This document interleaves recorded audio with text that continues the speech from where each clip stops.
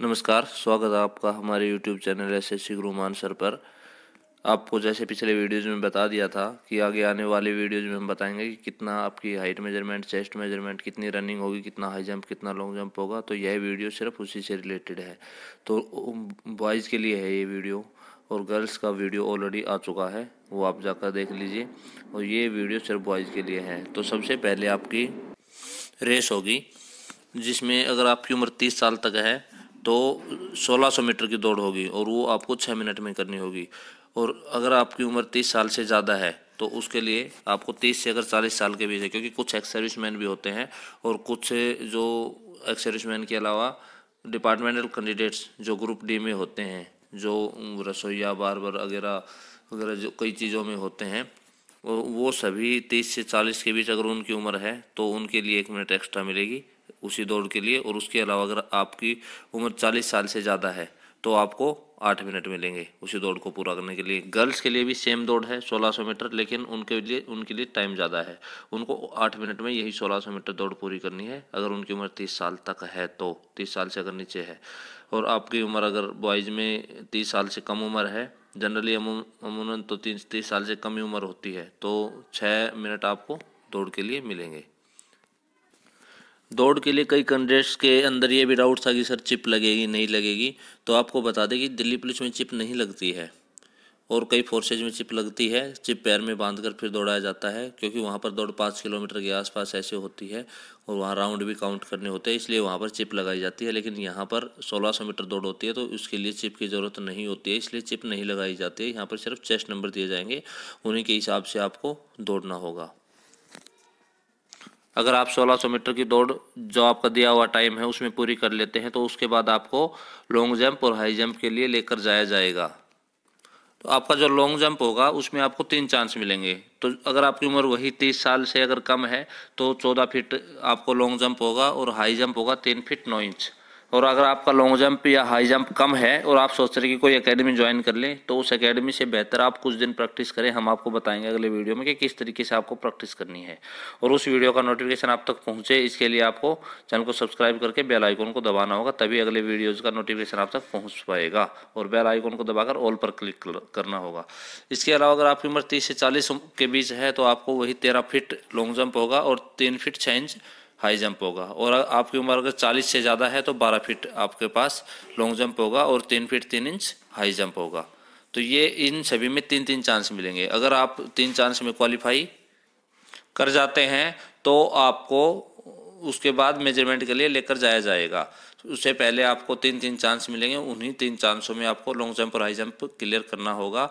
जैसा पहले भी वीडियो में बता दिया गया था कि जो हाई जंप होता है, हाई जंप में जो ये एल्यूमिनियम का या लकड़ी का डंडा होता है, एल्यूमिनियम हल्की धातु होती है इसलिए लाइट वेट का ही ये डंडा रखा जाता है। इसके अगर आप टच कर जाओगे तो आपको डिस्क्वालीफाई नहीं किया जाएगा अगर ये नीचे नहीं गिरेगा। तो अगर टच करने के बाद अगर ये नीचे गिर जाता है तो आप डिस्क्वालीफाई किए जाओगे। सिर्फ उसी केस में डिस्क्वालीफाई होंगे अगर ये नीचे गिर जाता है। तो अगर टच हो गया और नीचे नहीं गिरा तो आप डिस्क्वालीफाई नहीं होंगे। साथ में लॉन्ग जंप के लगाते समय यह बात भी ध्यान रखने वाली होगी कि जो लाइन है अगर आप उसको हल्का सा भी कट कर दिया उसको आपने, तो आप आगे चाहे 2 फुट आगे कूद गए हों वो आपका मेजर नहीं होगा और ना वो उसको माना जाएगा। और आप उसके लिए अगर तीनों चांसों में ऐसा होता है तो आप डिस्क्वालीफाई कर दिए जाओगे। इसके लिए अपील करने का भी कोई ऑप्शन नहीं होगा। जिनका लॉन्ग जंप और हाई जंप क्लियर हो जाएगा उन्हीं को हाइट मेजरमेंट के लिए लेकर जाया जाएगा। हाइट की जो डिमांड होती है वो 170 सेंटीमीटर है। और जो रिलैक्सेशन है वो किन किन को मिलेगा वो हम आपको बता देते हैं। रिलैक्सेशन 5 सेंटीमीटर का मिलेगा अगर आप हिल एरियाज से है। हिल एरियाज में ये जो है नाम देखिए, गढ़वाली, कुमाऊं, गोरखास, डोगराज, मराठा जन candidates belonging to state of Sikkim, Nagaland, Arunachal Pradesh, Manipur, Tripura, Mizoram, Meghalaya, Assam, Himachal Pradesh, Jammu Kashmir and Leh and Ladakh.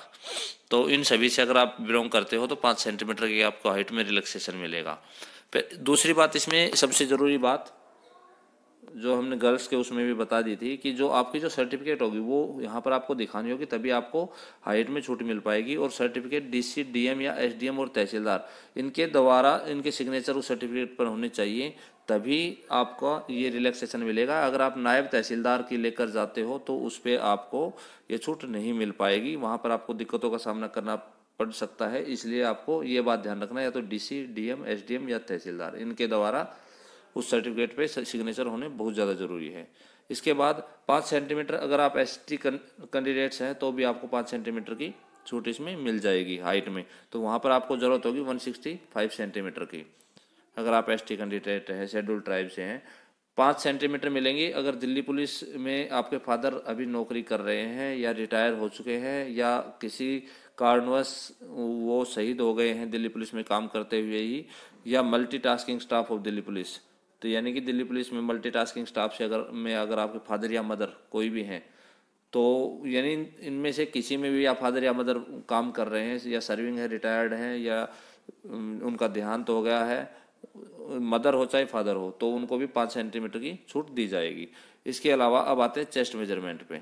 Chest measurement आपकी चाहिए वहाँ पर 81 सेंटीमीटर, 81 सेंटीमीटर चाहिए और उसमें 4 सेंटीमीटर एक्सपेंशन होगा, 4 सेंटीमीटर का आपका फुलाव चाहिए वहाँ पर, यानी कि 81 से 85 सेंटीमीटर जनरली आपकी वहाँ पर मापी जाएगी। तो अगर चेस्ट पूरी नहीं हो पा रही है तो उसके लिए आपको, अगर आप अभी से ध्यान देंगे तो अभी से कम आपके पास तकरीबन 4 महीने के आसपास है, तो आप उसको कवर कर जाओगे। और फिर भी आपको डाउट है तो आप कमेंट बॉक्स में पूछ सकते हो। तो आपको चेस्ट में भी किन किन को छूट मिलेगी, 5 सेंटीमीटर की मिलेगी अगर हिल एरियाज से, जो ऊपर हमने बताया था वो सभी हिल एरियाज में आते हैं, तो हिल एरियाज से अगर बिलोंग करते हैं तो वहाँ पर आपको 5 सेंटीमीटर की छूट मिलेगी, यानी कि वहाँ पर आपको 76 सेंटीमीटर चेस्ट होनी चाहिए आपकी, 76 से 80 तक आपका माप होना चाहिए, यानी 4 सेंटीमीटर फुलाव उनका भी कंपलसरी है। एसटी कैंडिडेट हैं तो भी आपको 5 सेंटीमीटर की छूट मिलेगी। इसके अलावा अगर आप दिल्ली पुलिस में वही आपके मदर या फादर कोई भी अभी सर्विस कर रहे हैं या रिटायर्ड हैं या उनका देहांत हो गया है या मल्टीटास्किंग स्टाफ में हैं, तो उनको भी 5 सेंटीमीटर की चेस्ट में छूट मिलेगी। वहाँ पर भी आपको 81 नहीं 76 से 80 तक 76 सेंटीमीटर चेस्ट होनी चाहिए और 80 सेंटीमीटर फुलाव के बाद चाहिए। तो ये था मेजरमेंट।